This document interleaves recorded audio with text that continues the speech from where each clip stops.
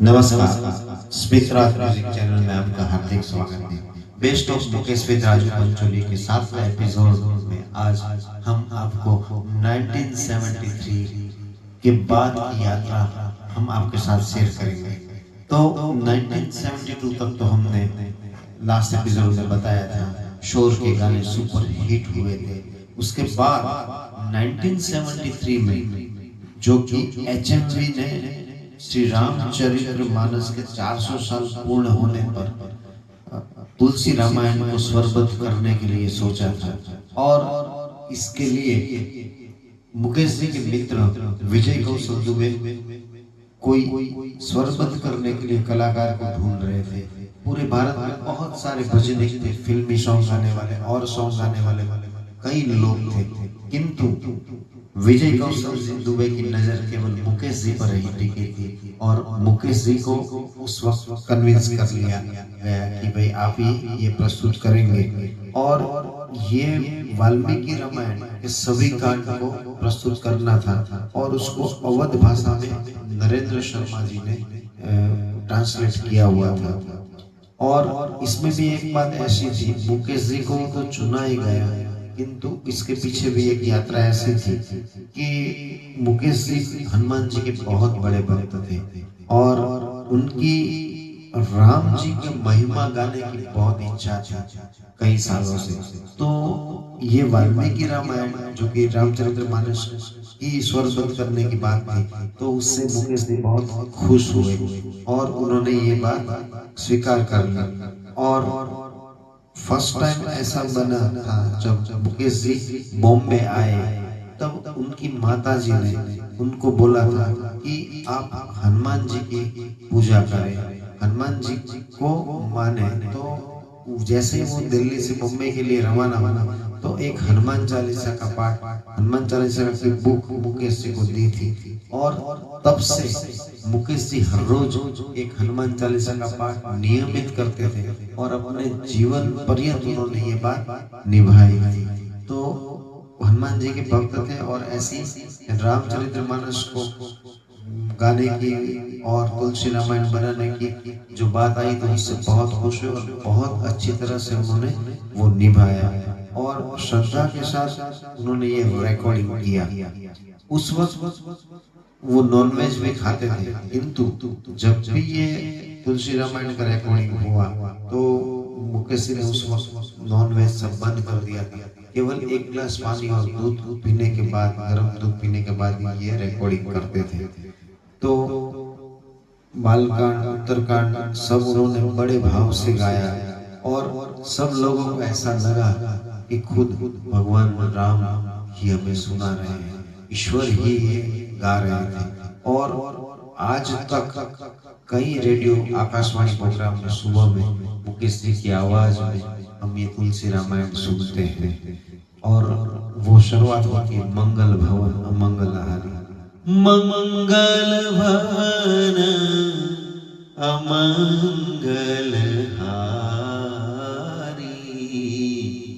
द्रवहु सुदशरथ अजीर विहारी। तो आज भी आपको YouTube पर ये मिल जाएंगे पूरे सब कांड और बहुत ही भाव से मुकेश जी ने ये निभाया था।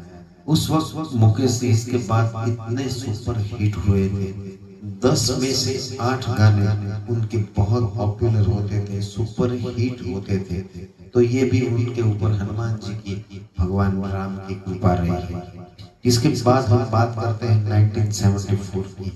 तो उस वक्त एक सुपर हिट फिल्म हुई रोटी कपड़ा और मकान, जिसका एक गाना जो कि मेरे दिल के बहुत ही करीब है, मैं ना भूलूंगा। उनकी 2 लाइनें सुनते हैं। मैं ना भूलूंगा,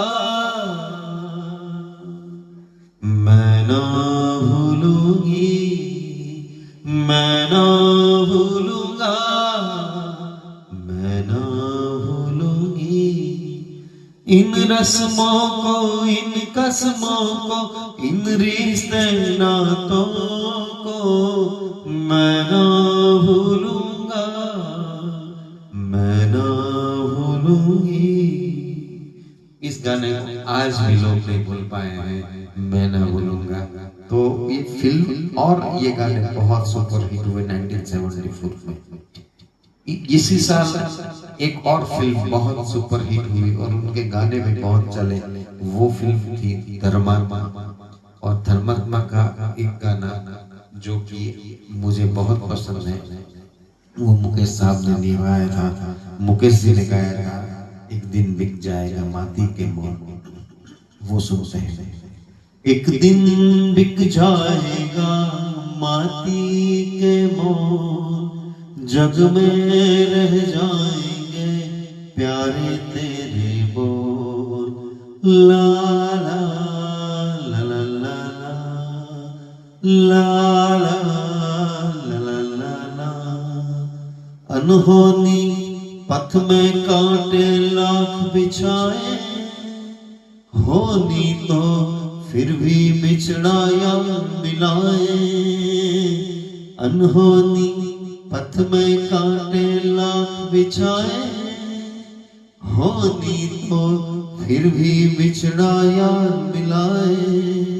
ये दूरी दो पल की मजबूरी, भोर होने वाली है अब रहना है कोई।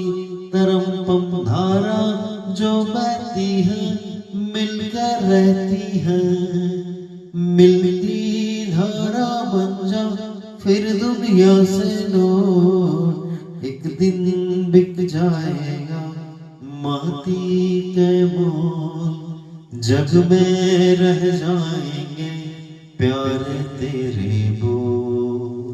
तो आज भी ये प्यारे बोल हमारे कानों में गूंजते हैं मुकेश जी के। तो ये एक सुपर हिट गाना 1974 में मुकेश जी ने दिया था। इसके बाद 1975 में विनोद जी और हेमा मालिनी की फिल्म धर्मात्मा आई और उसमें भी मुकेश जी ने गाने गाए और एक ड्यूएट बहुत प्रचलित हुआ, आज भी प्रचलित है। क्या खूब लगती है, क्या खूब लगती हो, बड़ी सुंदर दिखती हो।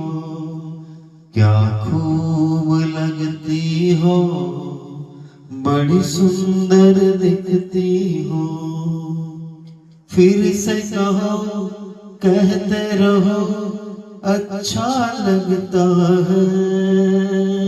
जीवन का हर सपना अब सच्चा लगता है। ओ क्या खूब लगती हो, बड़ी सुंदर दिखती हो।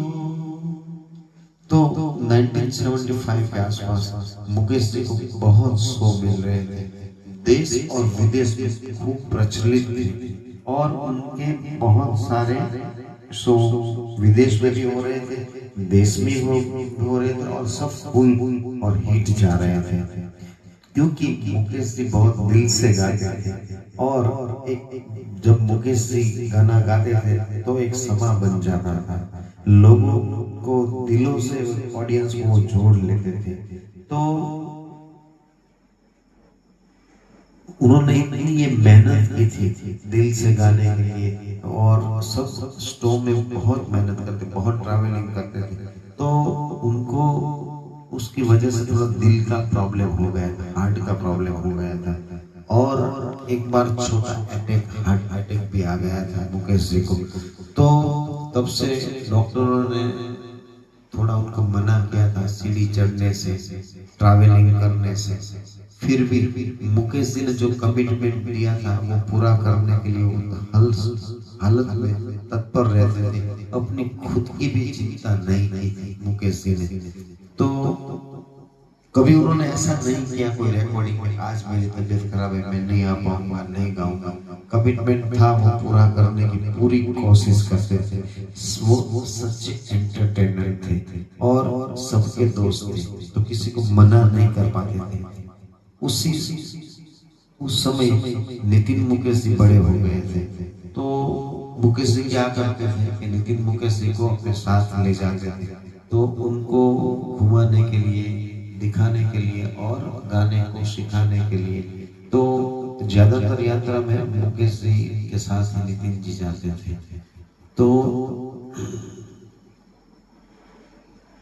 वो हर बार ऐसा सोचते थे कि जब तक कभी मैं नहीं गा पाऊँ या कुछ मुझे तकलीफ हो तो नितिन जी उनका साथ निभा सके। तो नितिन मुकेश जी हर बार उनके साथ जाते थे। वो मुकेश जी चाहते थे कि इस शो में ऑर्गेनाइजर के बहुत पैसे लगते हैं, लोगों की भी बहुत अपेक्षा होती है। तो वो सब सोच के मुकेश जी धीरे धीरे नितिन जी को भी तैयार कर रहे थे। तो 1976 में उनका एक कनाडा और अमेरिका का 1 महीने का पूरा दौरा था और वो प्रोग्राम शो लता जी के साथ होना था। तो लता जी को वो शो में जाने के लिए जैसी तैयारी हो रही थी तो मुकेश जी ने लास्ट मोमेंट पर लता जी को बताया कि आप पूरी टीम के साथ जाओ, मैं राज कपूर साहब का एक गाना रिकॉर्ड करके आता हूँ। वो चाहते तो बाद में आकर भी वो गाना रिकॉर्ड कर सकते थे, किंतु उन्होंने ऐसा नहीं किया और चंचल शीतल निर्मल वो रिकॉर्ड करने के लिए वो रुक गए थे इंडिया में और लता जी और टीम आगे चली गई थी। चंचल शीतल निर्मल कोमल संगीत की देवी सुर सजनी, संगीत की देवी सुर सजनी। 22 जुलाई जो कि 22 जुलाई 1976 जो कि मुकेश जी की 53वीं वर्षगांठ थी और उनकी 30th मैरिज एनिवर्सरी थी, क्योंकि उनका मैरिज 22 जुलाई को ही हुआ था, उनके जन्मदिन पर। वो हमने पहले एपिसोड में बताया था आपको। तो बहुत खुशी मनाई उस दिन उन्होंने 53 साल पूरा होने पर, पार्टी भी हुई और मुकेश जी राज कपूर साहब ने रिकॉर्डिंग भी किया। वो रिकॉर्डिंग पूरा होने के बाद मुकेश जी राज कपूर साहब से बोल के गए थे कि ये गाना बहुत ही अच्छा बना है और बहुत ही सुपर हिट गाएगा। तो बाद में ऐसा हुआ कि जब फिल्म रिलीज हुई तो ये गाना आज भी सबके दिलों में है और बहुत सुपर हिट हुआ था। और वो कंप्लीट होने के बाद 30 जुलाई को नितिन जी के साथ कनाडा जाने के लिए मुकेश जी रवाना हुए। जैसे ही कनाडा पहुंचे मुकेश जी नितिन जी, तो लता जी उनका हार्दिक स्वागत करने के लिए एयरपोर्ट पर रिसीव करने के लिए आए। तो जैसे ही मुकेश जी को देखा लता जी ने तो उनको ऐसा लगा कि शायद उनकी थोड़ी तबीयत खराब है। तो लता जी ने तुरंत बोला कि आपको इतनी यात्रा नहीं करनी थी। तो मुकेश जी ने कहा अरे नहीं, ऐसा नहीं है, मैं अभी अपना वजन कम करने की कोशिश कर रहा हूँ और इसमें भी एक बात ऐसी है कि अब ऐसे इतने ही रोग हैं तो उसमें हम कुछ कम नहीं कर पाएंगे, एक दिन यूं ही गाते गाते चला जाऊंगा। तो ये उनके वर्ड थे जब वो कनाडा एयरपोर्ट पर पहुंचे, एक दिन ऐसे ही गाते गाते चला जाऊंगा। तो वो बहुत टैगलाइन थी उस वक्त और हमें पता नहीं था कि किस चीज का बोलने का पावर क्या होगा। तो स्टेज शो जब चालू हुए कनाडा में शुरू हुए तो स्टेज पर लोगों ने बहुत अभिवादन किया, बहुत लोग ऑडियंस खूब पूरे शो फुल हो रहे थे। और पहले शो में उन्होंने मुकेश जी ने ऐसा बताया था लता मंगेशकर के लिए कि लता मेरी दीदी है, मेरी बहन है और उम्र और कद दोनों में वो मुझसे छोटी है, किंतु कला और संगीत में वो हिमालय से भी ऊंची है। तो ये मुकेश जी का शब्द थे लता जी के लिए। और उसी शो में मुकेश जी ने होठों पे सच्चाई रहती है, होठों पे सच्चाई रहती है, जहां दिल में समाई रहती है, हम उस देश के वासी हैं जिस देश में गंगा बहती है, होठों पे सच्चाई रहती है, जहां दिल में बसाई। तो ये गाना होठों पे सच्चाई, आवारा हूँ, डम डम डिगा डिगा, सावन का महीना, ये सब गाने बहुत दिल से मुकेश जी ने उस शो में निभाए और ऐसी दीवानगी लोगों में लगी, लोग झूमने लगे वो शो में। तो 1 महीने के टूर में सभी शो फुल थे नितिन जी के, मुकेश जी के, और नितिन जी भी साथ में गा रहे थे। किंतु उस वक्त ऐसा था कि कनाडा में बहुत ठंड थी। तो एक बार ऐसा हुआ कि ठंड की वजह से मुकेश जी की तबीयत ठीक नहीं थी और गला भी खराब था। तो उस दिन मुकेश जी का थोड़ा गाने का इरादा नहीं था, तो मुकेश जी गा नहीं सके। तो उन्होंने नितिन जी को बताया कि आज तुम लता जी के साथ गाना गाओ।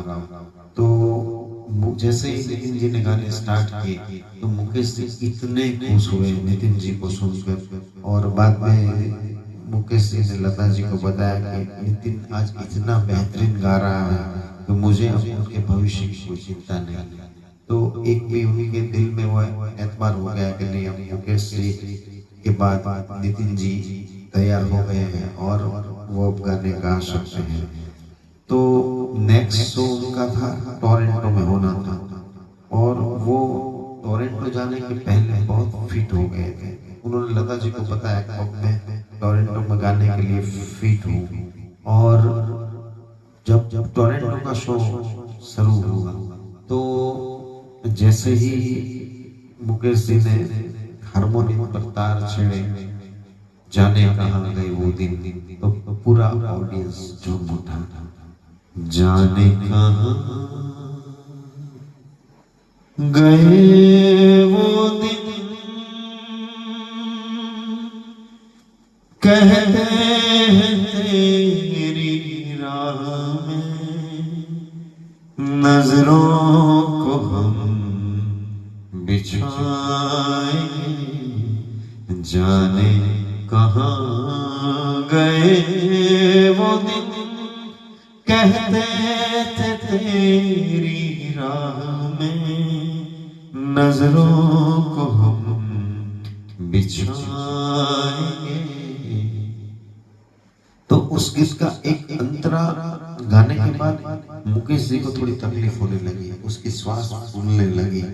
तो तुरंत ही मुकेश जी ने नितिन मुकेश जी को इशारा किया और बोला कि इसका अगला अंतरा तुम गा लो।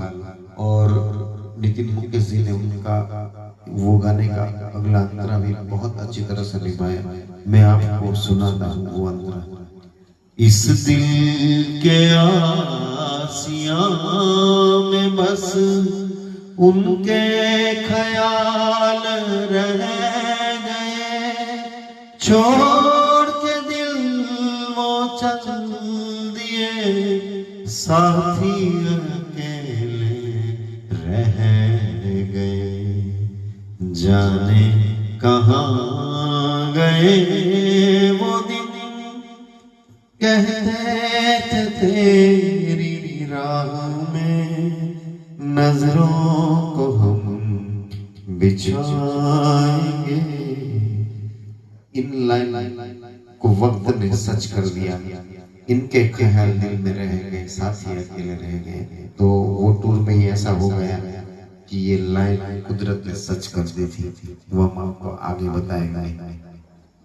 उनका नेक्स्ट शो जो टोरंटो में था, तो इसके लिए जब वो निकल रहे थे टोरंटो से मुकेश जी, और तो उनके ऑर्गेनाइजर उनको छोड़ने आए थे एयरपोर्ट पर। तो मुकेश को पता नहीं था वो साथ में दूसरे शो के लिए आ रहे हैं या नहीं आ रहे। तो मुकेश जी ने बताया कि आप नहीं आ रहे हो, तो ऑर्गेनाइजर ने बताया नहीं नहीं हम साथ में नहीं आ रहे हैं। तो मुकेश जी ने मुस्कुराते हुए एक ऐसी टैगलाइन बोल दी कि जो आज भी सबको याद है। मुकेश जी ने उनको बोला था कि आप हमें क्या छोड़ने आएंगे, हम आपको ऐसा छोड़ेंगे कि दोबारा कभी आपको नहीं मिलेंगे। तो ये सब शब्द ऐसे होते हैं जो हमें पता नहीं चलता है कि उसका भावार्थ क्या होगा, आगे क्या होने वाला है।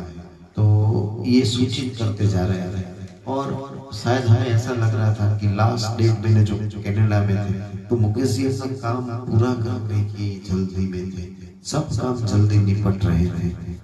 तो मुकेश जी ने उस दिन की बात कर रहा हूँ 27 अगस्त 1976, मुकेश जी और नितिन जी का और लता जी होटल में ठहरे थे, और एक रूम में मुकेश जी और नितिन जी थी।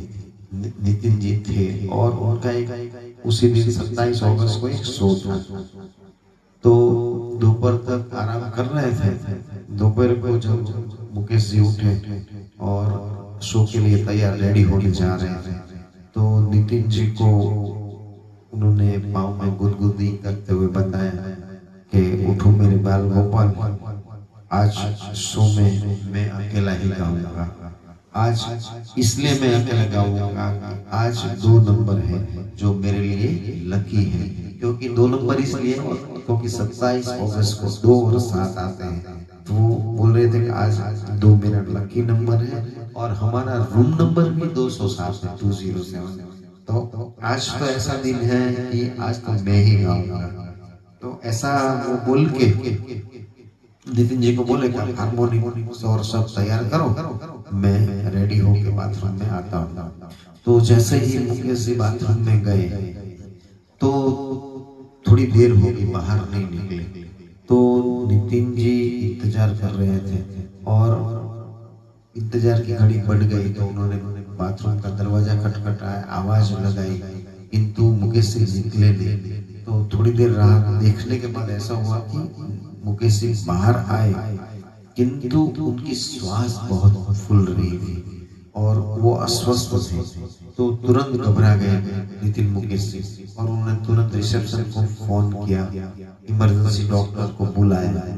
और उसी वक्त लता जी के भाई हृदयनाथ मंगेशकर जो भी साथ गए वो भी रूम पे आ गए और उन्होंने बोला है कि मुकेश जी आप लेट जाओ। किंतु मुकेश जी ने बताया कि मैं लेट नहीं पा रहा, मुझे लेटने में थोड़ी दिक्कत हो रही है। तो ये सब भाग दौड़ी चल रही थी। उसी में भी मुकेश जी का ध्यान शो में था। तो उन्होंने तुरंत हृदयनाथ मंगेशकर को बताया जैसे ही डॉक्टर आएंगे मैं डॉक्टर के पास इंजेक्शन लेके शो में आ रहा हूँ, लता जी के पास आप चले जाओ और उनको बताना नहीं कि ऐसी कुछ बात हो गई है, नहीं तो वो बहुत घबरा जाएगा। तो हृदयनाथ मंगेशकर जी को उन्होंने शो में भेज दिया। तो तुरंत मुकेश जी के लिए व्हीलचेयर आई और एम्बुलेंस आई और एम्बुलेंस में वो ले जा रहे थे। तो मुकेश जी को एक एम्बुलेंस में बिठाने के लिए व्हीलचेयर का एक पट्टा बांधा हुआ था। तो उन्होंने एक लाइन बोली कि ये पट्टा खोल दो, ये टैग लाइन बोली कि ये पट्टा, जो उनके लास्ट वर्ड थे जो किसी ने सुने कि ये पट्टा खोल दो। तो बाद में वो पट्टा खोल दिया और हॉस्पिटल तक ले गए। तो हॉस्पिटल जैसे ही गए वो लाइन बोलने के बाद मुकेश जी थोड़े चुप हो गए थे और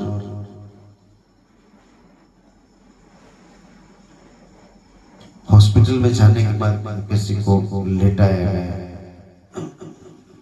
तो जैसे ही मुकेश जी को हॉस्पिटल में लेटाया था तो नितिन जी हाजिर थे और नितिन जी के सामने वो देखते रहे और आंखों ही आंखों में स्मित दिया और आंखें बंद कर दी। मुकेश जी अब हमारे बीच नहीं रहे थे। तो मुस्कुराते हुए अलविदा कहते हुए मुकेश जी इस दुनिया फानी दुनिया को छोड़ के चले गए हॉस्पिटल के बेड में। तो उसी से ये जो उनकी लास्ट लाइन तक ये पट्टा खोल दो, उनके जीवन नया का जीवन की डोर ईश्वर ने खींच ली और वो पट्टा खोल दिया। और वो इंसिडेंट बना और तुरंत नितिन जी इतने घबरा गए, खूब रोने लगे और हृदयनाथ मंगेशकर भी आ गए, सब आ गए और सबको ये डिक्लेयर हो गया था अब मुकेश इस दुनिया को छोड़ चले थे। और नितिन जी का रो बहुत ही बुरा हाल था। शो तो ऑर्गेनाइज ही था और शो थोड़ा डिले हो रहा था। मुकेश जी नहीं पहुंचे थे, लता जी पहुंच चुकी थी। तो ऑडियंस को इंतजार था मुकेश जी का। तो जैसे ही ये हादसा हो गया मुकेश जी अलविदा हो गई फानी दुनिया को छोड़ के। हृदयनाथ मंगेशकर जी भरे हृदय से स्टेज पर पहुंचे। शो में ऑडियंस फुल चिक्कार भरी भरी थी।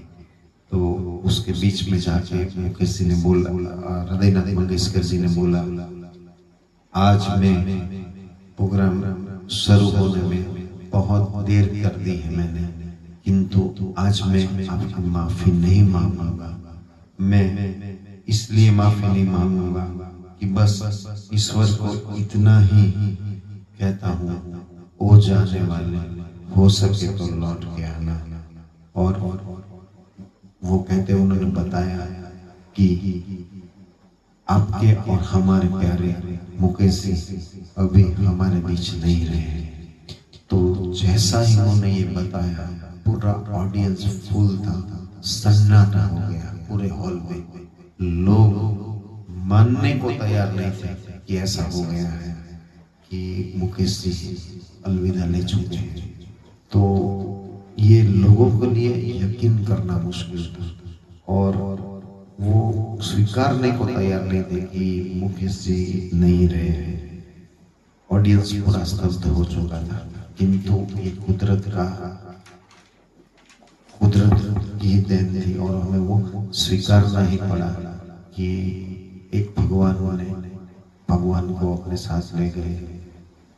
तो मुकेश जी का जैसे निधन हुआ, पूरे वर्ल्ड में ये समाचार फैल गए और मुकेश जी के डेड बॉडी को कनाडा से इंडिया लाने में 2 दिन लग गए। किंतु कला, संस्कृति, मीडिया, खेल जगत की कई विभूतियां मुकेश जी को श्रद्धांजलि देने के लिए उनके घर बॉम्बे पहुंची 2 दिन के बाद। और उसमें राज कपूर साहब थे, किशोर कुमार जी थे, मोहम्मद रफी साहब थे, शंकर जयकिशन थे, खयाम साहब थे, लक्ष्मीकांत प्यारेलाल, ऐसे कई हस्तियां मुकेश जी के पार्थिव शरीर को श्रद्धांजलि देने के लिए मुंबई उनके घर पहुंची। पूरी फिल्म इंडस्ट्री और हजारों आम आदमी उनकी अंतिम यात्रा में शामिल हुए। आंसू भरकर रो रहे थे, कोई अपना अपाक हो चुके थे, किसी को कुछ मालूम नहीं था और क्या हो गया। बहुत ही बुरा था हाल सबका, रो रो के। और मुकेश जी के घर से बाण गंगा स्मशान घाट है, वहां तक मुकेश जी अमर रहेंगे, मुकेश जी अमर रहेंगे, ऐसे नारे गूंजते रहे पूरे रास्ते में। धरती आसमान एक हो गए थे, धरती आसमान रो रहे थे उस दिन जब मुकेश जी की स्मशान यात्रा निकली। मुकेश जी अमर रहेंगे का नारे तो गूंजे, किंतु मुकेश जी के स्मृतियां, गीतों की धरोहर आज भी अमर है हमारे बीच में। मुकेश जी का गला सोने का था, दिल भी सोने का था। उनकी दरियाई दिली, नेक दिली, हर किसी को बहुत प्यार करने वाले इंसान हमें कभी नहीं मिले बाद में। तो ये मुकेश जी को हम श्रद्धांजलि देते हैं और हमें ये बात कहते हुए भी बहुत दुख हो रहा है। तो आज उनके 2-4 गाने हम आगे सुनेंगे। मुकेश जी को श्रद्धांजलि देने के लिए हम एक गाना गाते हैं। मुकेश जी का जाने चले जाते हैं कहाँ, दुनिया से जाने वाले जाने चले जाते हैं कहाँ। कैसे ढूंढे कोई उनको, नहीं कदमों के ही निशान। दुनिया से जाने वाले जाने चले जाते हैं कहाँ। जाने है वो, जाने है वो कौन नगरिया, आते जाते खत न खबरिया। आए जब जब की याद, होठों पे फरियाद, जाके फिर न आने वाले जाने चले जाते हैं कहाँ। दुनिया से जाने वाले जाने चले जाते हैं कहाँ। ये बिरहा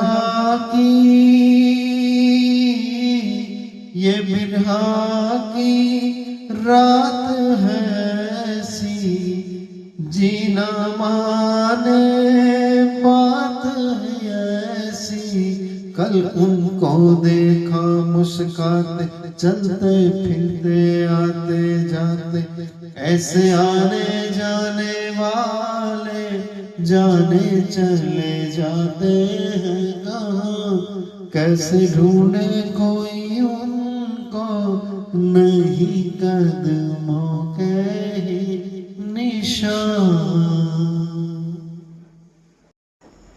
मुकेश जी को श्रद्धांजलि देने के लिए आज के शो का अंतिम गीत मुकेश जी को श्रद्धांजलि देकर हम समाप्त करते हैं आज का शो। और दिल से मुकेश जी ने जो ये गाना गाया था, वो चाहने वाले हो सके तो लौट के आना, आज भी हम मुकेश जी को ये समर्पित करते हैं और कहते हैं वो जाने वाले हो सके तो लौट के आना। सुनते हैं दो चार लाइन।